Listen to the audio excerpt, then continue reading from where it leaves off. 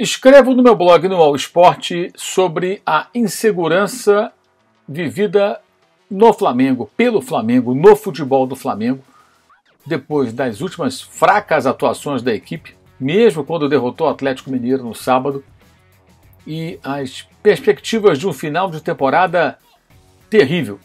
O Flamengo já está fora da Copa do Brasil. O Flamengo está cada vez mais distante do sonhado tricampeonato brasileiro, 3 títulos seguidos, algo inédito na história do clube que só o São Paulo conseguiu até hoje. E o Flamengo percebe que a cada dia o jogo decisivo da Copa Libertadores, no dia 27 deste mês de novembro, contra o Palmeiras em Montevidéu, no Uruguai, vai ficando cada vez mais perigoso. Isso porque enquanto o Palmeiras encontra estabilidade, o Flamengo despenca. Falaremos sobre isso e sobre bastidores rubro-negros e também, claro, sobre o empate entre Flamengo e Atlético Paranaense em Curitiba, com o Furacão indo buscar o 2-2 depois de estar perdendo por 2-0, nesse vídeo que tem o apoio e o patrocínio de OneFootball, o aplicativo que você pode baixar acessando o link que está aqui embaixo na descrição do vídeo. Quando você faz o download do OneFootball, você ajuda o youtube.com/MauroCesar, porque mostra para o nosso parceiro o OneFootball a força do nosso canal. E claro, você tem todo um conteúdo, como por exemplo, estatísticas em tempo real dos jogos das competições mais importantes do país e do mundo no futebol, inclusive o Campeonato Brasileiro. Estatísticas de Atlético 2, Flamengo 2, você verá ao meu lado, passando já números do OneFootball. E claro, você acompanha o Campeonato Alemão. Aliás, o Lewandowski na Liga dos Campeões meteu 3 gols no Benfica do Jorge Jesus. No jogo dessa terça-feira. E no fim de semana você vê o Bayern com o Lewandowski e todos os seus grandes jogadores, o Borussia Dortmund e tudo mais, os grandes times do futebol da Alemanha, no OneFootball com narração de Dudu Monsanto, comentários de Gerd Wenzel, portanto em português, com imagem e de graça. Tudo isso a partir do download que você pode fazer ao final desse vídeo, aqui o link na descrição. Bem, falávamos então sobre a partida de Curitiba. O Flamengo fez 2-0 no primeiro tempo e recuou tremendamente na segunda etapa. Fez algo parecido com aquilo que vimos contra o Galo, sábado no Maracanã, depois que abriu o placar. Única jogada criada pelo Flamengo no primeiro tempo, gol do Michael, depois o time só se defendeu. Nem contra-ataque tinha. A única bola de contra-ataque foi aquela bola maluca no final com o Rodinei chutando na trave direita do goleiro Everson. Dessa vez, no primeiro tempo, o Flamengo foi bem, finalizou mais, criou situações, o Atlético não acertava o alvo. Estava bem o Flamengo. Tem motivo sim, o torcedor rubro-negro, os dirigentes, jogadores, etc., de reclamar da arbitragem. Renato Kaiser foi merecidamente expulso e com interferência do VAR, o árbitro voltou atrás e retirou o cartão vermelho. Ou seja, era para ficar no primeiro tempo 11 contra 10, ficaram 11 contra 11 e Kaiser fez o gol número 1 do Atlético nessa partida. Portanto, o Flamengo tem motivos para reclamar da arbitragem, isso aí para mim está muito claro. No entanto, se o Flamengo reclamar da arbitragem sem olhar para os seus próprios problemas, ele só fará mal a ele mesmo. E está muito claro que o Renato Gaúcho Portaluppi é um treinador, não que ele não possa trabalhar como técnico, pelo contrário, mas ele não demonstra ter conhecimentos de futebol no dia a dia, na escalação, nas substituições, na estratégia, para um time que atingiu um nível de cobrança muito alto, porque o elenco do Flamengo, de fato, como ele falava quando era técnico do Grêmio, o tal do elenco dos 200 milhões, eu nem sei se são 200 milhões, se é mais, se menos, mas é um elenco caro, de jogadores altamente qualificados, e mesmo desfalcado, o Flamengo tinha hoje um elenco mais caro e mais qualificado tecnicamente do que o do Atlético. E o Flamengo perdeu para o Atlético por 3-0 na semana passada e hoje empatou. Atlético que com o Alberto Valentim só tinha perdido em casa em jogos do Brasileirão. O Flamengo foi lá pela Copa do Brasil e empatou 2-2. Foi pelo Brasileiro e empatou em 2-2. Venceu os reservas por 3-0, rodadas atrás, com uma grande atuação. Nos últimos jogos em que o time o comando do Renato repetiu movimentos e comportamentos que venham desde o tempo do Jorge Jesus, passando por Domi e por Ceni, com altos e baixos com esses dois treinadores, com Jesus atingindo algo próximo da excelência, e que ainda havia esses resquícios. Aí quando você vê o time do Flamengo, fala, está muito desfalcado, sim, desfalcado, mas convenhamos. Diego Alves, Isla, jogadores com passagem de futebol europeu, experientes, Arão, que jogou muito mal, mas é um jogador importante, Thiago Maia, que veio do futebol francês, está emprestado, Andrés Pereira, que veio da Premier League do Manchester United. Jogou o Michael, que vive ótima fase, participou do primeiro gol. O Gabigol, que voltou a marcar, marcou 2 vezes. Vitinho, jogador de bom nível, um jogador também internacional. Cara, mesmo desfalcado, é um time melhor do que a grande maioria dos times do futebol brasileiro. E as mexidas foram muito ruins. O Flamengo, no segundo tempo, recua e chama o Atlético para o seu campo. E no momento que ataca, é tão desorganizado defensivamente que uma bola longa esticada para o Kaiser, ele quase fez o gol. O goleiro Diego Alves saiu mal do gol, a defesa toda atrapalhada, os zagueiros, e ele chuta a bola e ela sai pela linha de fundo. Depois o Diego Alves faz 2 difíceis defesas e acaba falhando clamorosamente no gol de empate. Mas chama o adversário para dentro da sua área, toma pressão, a coisa acaba acontecendo. No sábado, o Flamengo escapou de tomar um gol do Atlético pela incompetência do Atlético Mineiro também naquela partida, dos erros do técnico Cuca, eu falei sobre isso aqui no canal. E agora aconteceu o quê? O Atlético atacou, volume, bola na área, vai, pum, 1 gol, 2 gols, empatou, poderia ter feito até mais de 1, de 2, com um pouco de sorte. E o Flamengo depois, quando tenta desesperadamente na última volta do ponteiro, como diria Jorge Cury, o grande narrador do passado do rádio, manda a bola no travessão numa cabeçada do Gustavo Henrique. Ou seja, o Flamengo praticamente não atacou. No primeiro tempo, a posse de bola foi equilibrada. No segundo tempo, a posse de bola foi muito maior do time do Atlético, porque o Flamengo voltou a dar a bola para o Atlético. Então não dá para entender a entrada de Rodinei no meio-campo. Por que não o João Gomes? A melhor atuação do Flamengo como jogo coletivo em posição técnica nesse ano de 2021, nessa temporada, melhor dizendo, foi, ainda com o Ceni, no primeiro tempo, na altitude de Quito contra a LDU, que não havia perdido um jogo sequer atuando em seus domínios em 2021 até aquele momento. O Flamengo fez 2-0 e sai contundido no intervalo de Diego Alves, entra o Hugo muito mal, toma 2 gols, sente a altitude, ainda assim consegue achar um terceiro gol e vence aquela partida. O primeiro tempo foi um chocolate na LDU. Em posição que eu falo, gente, é ter a bola, criar situações, fazer os gols, foram 2, um do Bruno Henrique, belíssimo até, o outro de bela jogada coletiva. Não deixar o adversário jogar, ter a bola, atacar, se impor. Quando você tem bons jogadores, isso é possível sim. O Flamengo mostrou isso com Jesus e teve momentos assim com o Domi e com o Ceni. Com o Renato, isso vai se perdendo à medida que o tempo passa, porque as memórias daqueles melhores momentos do time vão ficando para trás. E isso fica claro nesses jogos. Mais uma vez, as mudanças são muito ruins, a estratégia é equivocada.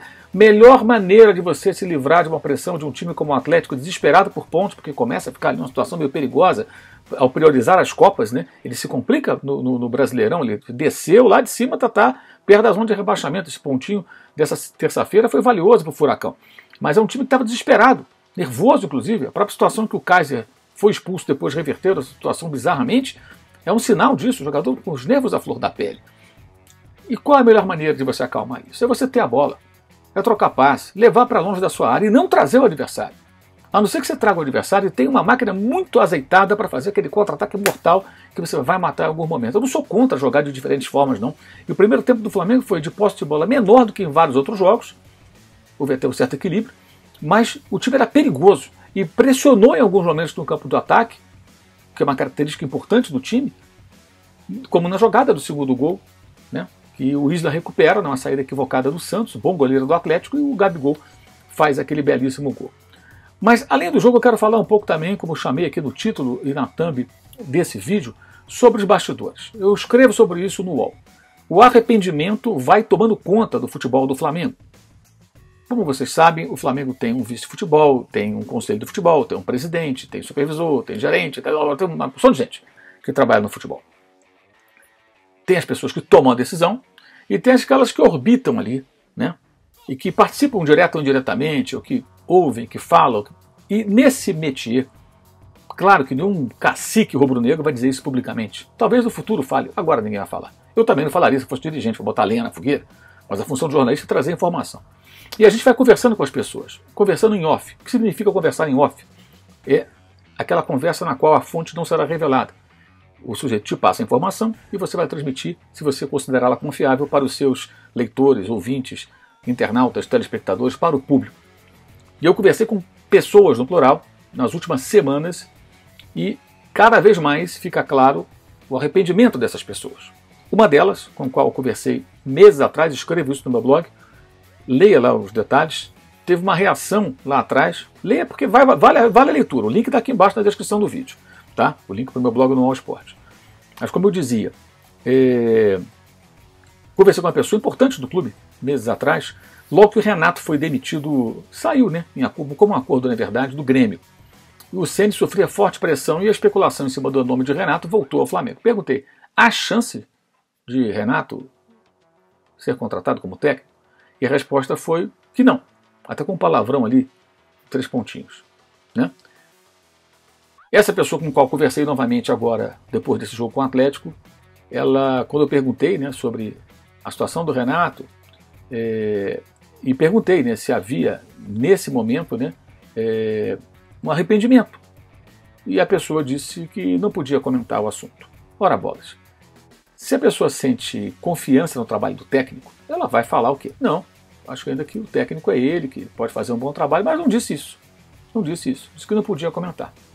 Bem, acho que essas pessoas não viam o jogo do Grêmio. Nos 2 últimos anos o time do Grêmio foi isso aí. Altos e baixos, ganhava um Grenal, aí ele ganhava sobrevida e tal, mas falhando em jogos decisivos, sendo atropelado pelo Flamengo e pelo Santos em 2 Libertadores seguidas, sendo eliminado da Copa do Brasil pelo Atlético Paranaense, sendo eliminado pelo Flamengo do Barbieri em 2018, também na Copa do Brasil, e perdendo a final de 2020, já nesse ano atual de 2021, para o Palmeiras. Com muita facilidade, o Palmeiras de Abel Ferreira derrotou o Grêmio do Renato naquela final. Então, mesmo quando chegava com um bom time do Grêmio, fases decisivas de mata-mata, que tanto priorizou durante toda essa passagem pelo Grêmio, Renato, o time fraquejava. Perdia de forma assim que não dava nem para discutir.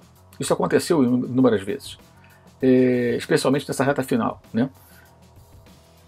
Talvez as pessoas não tenham assistido as partidas do Grêmio, não tenham visto.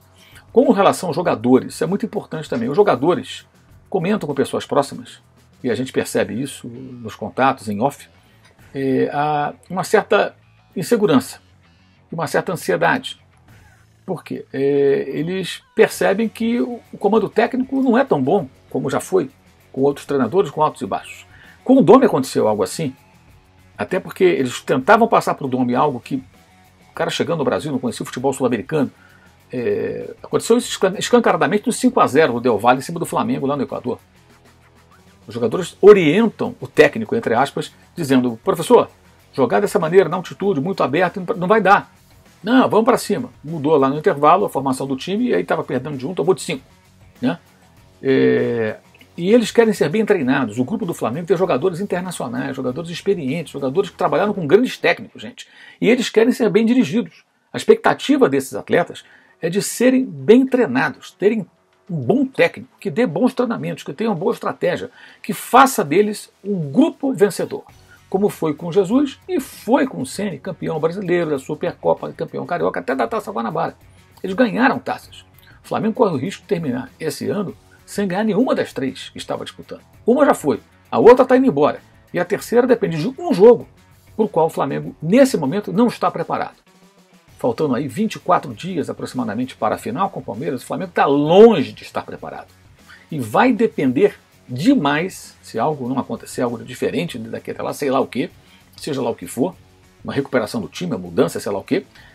Se for assim, vai depender muito de ter a volta de Felipe Luiz, o Diego em forma para entrar em campo se for preciso, o Arrascaeta curado, o Bruno Henrique na ponta dos cascos, o Gabigol voltando a jogar bem, como jogou contra o Atlético no Paraná, o Pedro como opção, o Isla jogando boas partidas, como fez até bons jogos agora, o Davi Luiz inteiro formando zaga com o Rodrigo Caio, já tendo alguns jogos para ganhar entrosamento.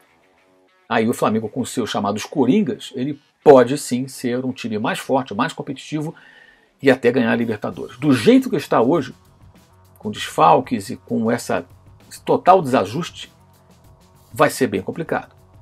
O Palmeiras pode até se transformar no favorito para essa disputa, porque vem se preparando especificamente para esse jogo e conseguindo corrigir os seus problemas. Não acho Abel Ferreira um grande treinador. Talvez até venha a ser, porque é um jovem técnico português. Ele pode, claro, evoluir, aprender, desenvolver novas maneiras de trabalhar, de montar a sua equipe. Hoje acho que é um treinador mediano, que reinou aqui num momento determinado do mediano cenário do futebol sul-americano e especialmente brasileiro. Mas o Abel é um técnico mais estrategista e preparado hoje do que o Renato, embora bem mais jovem do que o técnico do Flamengo, uma diferença aí de uns 15 anos aproximadamente ou mais. Em suma, o cenário é complicado, os jogadores do Flamengo percebem, muitos deles, que os treinamentos não são aqueles que eles esperam, as orientações, há relatos de que no contato, né, com a comissão técnica, às vezes há uma expectativa de uma orientação, de uma de um encaminhamento sobre como se comportar em determinadas situações no jogo, e eles sentem que essas informações não chegam com a qualidade anterior, porque os técnicos anteriores eram melhores. Sim, todos eles. Lembrando, Caneca 360, tá? Que é parceira do canal, você pode adquirir canecas do canal com desconto, com o cupom Rubro Negro do Atlético, do Flamengo.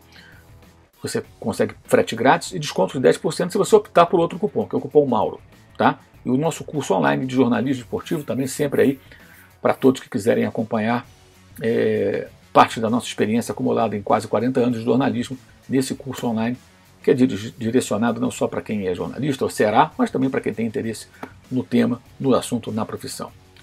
Quero agradecer a todo mundo que participou da live, que foi fantástica, a live que começou às 10 da noite, invadiu a madrugada de terça para quarta-feira, falando muito claro de Atlético 2, Flamengo 2. E pedir a você para fazer inscrição no canal. Quem sabe participar do clube de membros será muito bem-vindo. E claro, assista a live lá que foi muito boa, foi muito legal, live longa. Põe para ouvir, vai fazendo suas coisas, trabalhando, que você vai gostar. Foi bem divertido, foi muito legal, altíssimo nível, bem bacana. E sexta-feira tem mais live. Sexta-feira, às 11h30, 11h35, logo depois da partida entre o Flamengo e o Atlético Goianiense. É isso. Valeu e saudações.